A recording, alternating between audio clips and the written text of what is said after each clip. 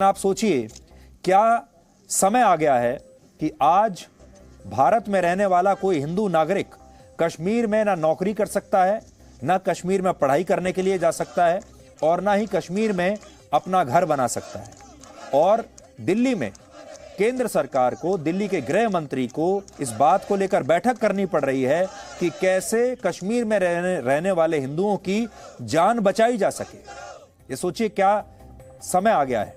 लेकिन कश्मीरी मुसलमान भारत के किसी भी कॉलेज में पढ़ाई कर सकते हैं, कश्मीरी मुसलमान भारत के किसी भी शहर में नौकरी कर सकते हैं, कश्मीरी मुसलमान भारत के किसी भी राज्य में अपना घर बनाकर वहां बड़े आराम से रह सकते हैं।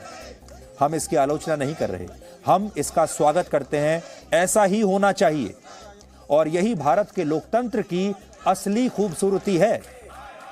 लेकिन अब बड़ा सवाल यह है कि क्या कश्मीर में रहने वाले मुसलमानों की यह जिम्मेदारी नहीं बनती कि जिस तरह से भारत के तमाम नागरिकों ने उनका दिल खोलकर स्वागत किया है, हर शहर में, हर राज्य में, चाहे वहां वो नौकरी करने के लिए जाते हैं, चाहे वो अपना मकान बनाने के लिए रहते हैं, चाहे अपने व्यवसाय के लिए जाते हैं, हर जगह उनका स्वागत है और वो हर जगह अपना काम कर पा रहे हैं, रह पा रहे हैं।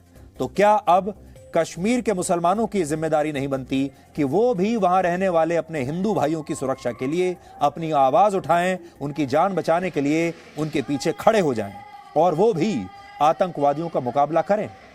1990 में जब कश्मीरी पंडितों की खुलेआम हत्याएं हुई थी और कश्मीरी पंडितों का वहां से पलायन हुआ, तब कश्मीरी मुसलमानों ने यह सब कुछ होने दिया।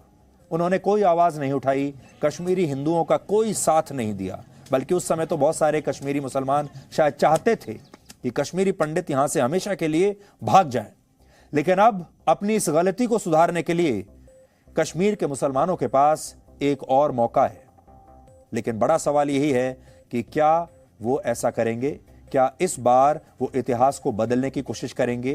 क्या इस बार वो सुनिश्चित करेंगे कि जो कश्मीरी पंडित और जो हिंदू वर्षों के बाद कश्मीर में जाकर बसे हैं, इतने वर्षों, दशकों के बाद वहां पर नौकरी करने की हिम्मत जुटा पाए हैं, तो कश्मीर के मुसलमान क्या इस बार उन्हें यह आश्वासन देंगे कि उन्हें भागने की कोई आवश्यकता नहीं है और कश्मीर के मुसलमान उनकी रक्षा करेंगे? आतंकवादी कश्मीर को सामान्य नहीं होना देना चाहते और इसके लिए वो फिर से वैसे ही हालात पैदा करने की कोशिश कर रहे हैं जैसा आज से 32 साल पहले हुआ था। उस समय कश्मीरी पंडितों को उनके ही घरों से भगा दिया गया था, घरों को जला दिया गया था और आज भी यही करने की कोशिश हो रही है। हैरानी की बात यह है कि भारत और दुनिया भर में मानव अधिकारों के बड़े बड़े चैंपियंस, जो भारतीय सेना के हर एनकाउंटर पर सवाल उठाते हैं, वो इस आतंकवाद पर आज चुप बैठे हैं। अमेरिका, यूरोपीय यूनियन और संयुक्त राष्ट्र जैसी संस्थाओं ने अब तक कश्मीर में हिंदुओं की हत्या की एक बार भी निंदा नहीं की है। सोचिए, असल में इन देशों और संयुक्त राष्ट्र जैसी संस्थाओं ने एक ऐसी अपनी खुद की व्यवस्था बनाकर रखी है जिसमें हिंसा और आतंकवाद को केवल वो अपने चश्मे से ही देखते हैं। आज अमेरिका पूरी दुनिया को लेक्चर देता है। आज ही अमेरिका ने कहा है भारत को कि भारत में बहुत सारे सांप्रदायिक हत्याएं हो रही हैं। अमेरिका अपने आप को सरपंच समझता है, सोचता है कि पूरी दुनिया में जो भी हो रहा है उसे एक हेडमास्टर की तरह किसी के बारे में कुछ भी कहने का पूरा अधिकार है और वो हर देश की इंक्वायरी कर सकता है, हर देश पर अपनी रिपोर्ट पेश कर सकता है। लेकिन अमेरिका जैसे देशों को क्या ये हत्याएं दिखाई नहीं दे रही? यूरोपीय यूनियन जैसे जो देश हैं, जो अपने आप को मानव अधिकारों का चैंपियन समझते हैं, फ्रीडम ऑफ स्पीच की बड़ी बड़ी बातें करते हैं, आज क्या उन्हें ये हत्याएं होते हुए दिखाई नहीं दे रही? हमारे देश में आजादी के बाद से ही इस धारणा को बड़ा मजबूत किया गया कि अल्पसंख्यक कभी गलत नहीं हो सकते और बहुसंख्यक कभी पीड़ित नहीं हो सकते।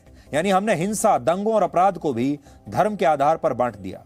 अगर हिंसा अल्पसंख्यकों ने की है तो यह मान लिया जाएगा कि यह हिंसा वाजिब है और अपनी रक्षा के लिए उन्होंने ऐसा किया है, और अगर बहुसंख्यक कहीं पर मार दिए जाएं तो उन्हें विक्टिम नहीं माना जाएगा।